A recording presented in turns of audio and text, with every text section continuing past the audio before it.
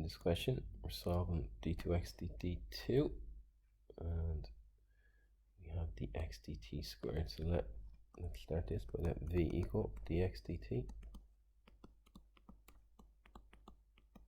So dv dt will be equal to d2x dt2, or d squared x dt squared, whatever you prefer. And we have this v now, dx dt will become v squared. We also have this plus 1 in here, don't forget this.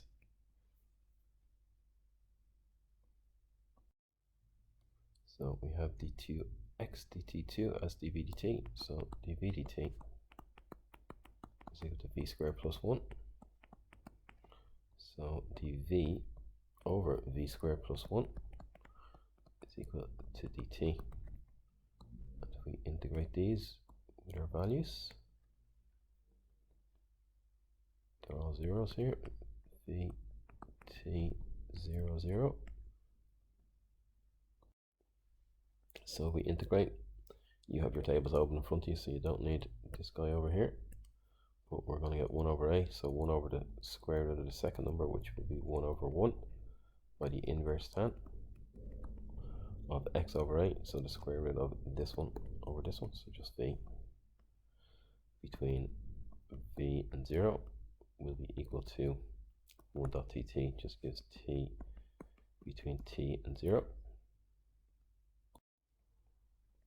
So we're going to get the inverse tan of v minus the inverse tan of 0, which is 0. So we can get rid of that.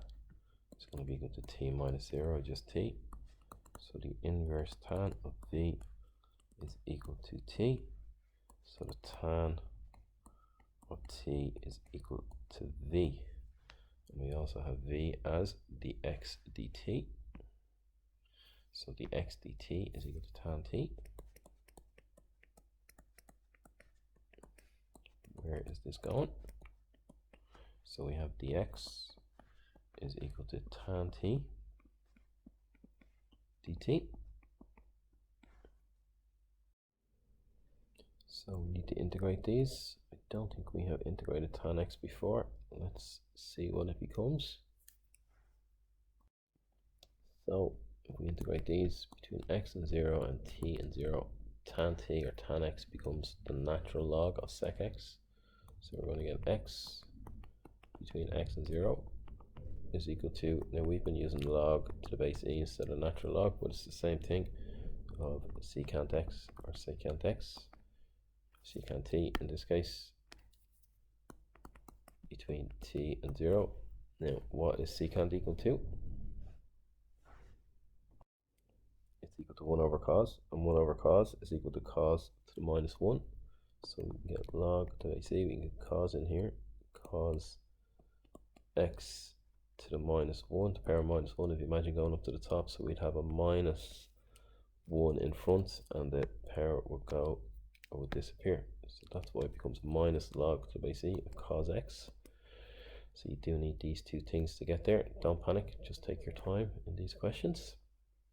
So that will be between t and 0. If I keep on putting my x in instead of my t, it'll drive you mad. So we have x on the left hand side, and on the right hand side we need to fill in our values. So we're going to have minus log to the base e of the cos of t minus log to the base e of the cos of 0. Well, cos of 0 is equal to 0. The cos of 0 is obviously, it's not 0 is 1, I mean, but the e to the power of 0, if you imagine, will be equal to this 1. So this is going to give me a 0. So I'm going to get x is equal to either what we have above or log to the base e of the cos of t to the minus 1. Imagine the minus 1 in here. So that would be log to the base e of 1 over the cos of t, which brings us back to this guy here. So x is equal to log to the base e of secant t, or natural log of secant t.